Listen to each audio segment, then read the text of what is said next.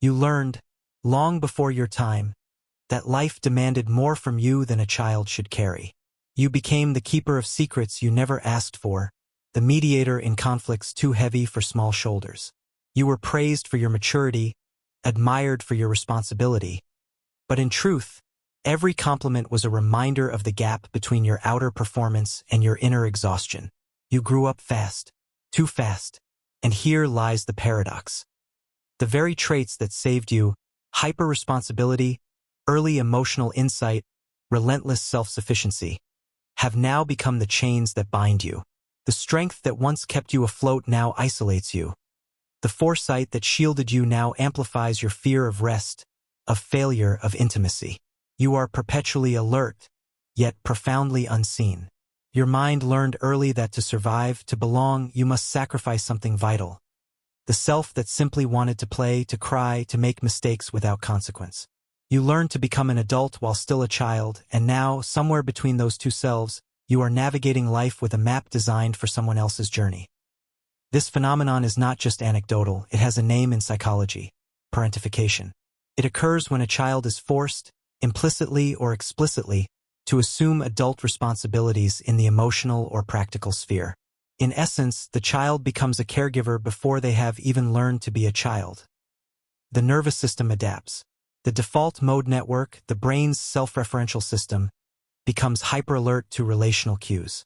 You instinctively scan for danger, tension, and expectation, even in safe spaces. You also develop what attachment theory calls hyper-vigilance. A constant readiness for emotional threats, born not of paranoia, but of repeated necessity. Your brain, wired to anticipate instability, now interprets ordinary life as potentially destabilizing. Emotional safety becomes elusive because your internal barometer was calibrated for survival, not comfort. And then there's avoidant attachment, the quiet, invisible imprint of self-sufficiency taken too far. You learn to rely only on yourself, not because you don't trust others, but because trusting others once came at too high a cost. Every gesture of care is measured, every emotional opening is calculated. What develops is not stoicism, but an intricate survival mechanism, a blend of vigilance, self-control, and early acquired wisdom that masks the depth of your unseen grief. This is the child who grew up too fast, neurologically wired to anticipate pain, behaviorally trained to perform emotional labor, and existentially burdened with responsibilities far beyond their years. Consider the cost. Every smile you gave when your body screamed for rest was a transaction, a piece of authenticity exchanged for belonging. Every time you concealed your grief to keep others comfortable, you carved out a piece of your soul. Your mind became a theater where roles were rehearsed, improvisation forbidden. Carl Jung once said, "The most terrifying thing is to accept oneself completely, and perhaps that terror is amplified for those who grew up too fast." Accepting yourself requires slowing down, but slowing down feels dangerous because danger was the currency of your childhood. There is a pervasive fear at the core, fear of vulnerability. Exposing your needs might trigger disappointment or rejection. Fear of rest lingers because rest feels like neglecting responsibilities you were never allowed to shed. And the fear of judgment never truly dissipates. It's baked into your earliest survival equation. The emotional burden manifests in subtle, relentless ways. The anxiety that simmers under calm facades, the quiet exhaustion of overfunctioning, the grief of a childhood forfeited. Life's simplest joys, laughing without purpose, making mistakes without consequence, feel foreign. They exist in a parallel world you rarely inhabit. You might not even realize how profoundly this early adaptation shapes your adult life. Consider these patterns. Over-responsibility in relationships. You anticipate others' needs before your own, often at the expense of your well-being. Boundary erosion. Saying no feels impossible because you've been trained to serve, to manage, to prevent conflict. Perfectionism in career or craft. Early competence rewarded your survival. Now, the compulsion to excel masks fear of failure. Emotional suppression. Tears, anger, or fear are hidden. Vulnerability is a luxury you still cannot afford. Chronic guilt.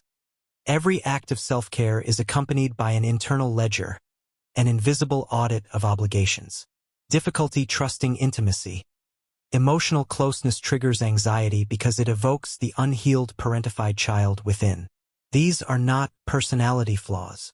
They are coping strategies, the brain's ingenious attempt to survive what it could not change. The first step toward transformation is witnessing, recognizing these patterns as protective adaptations rather than immutable truths.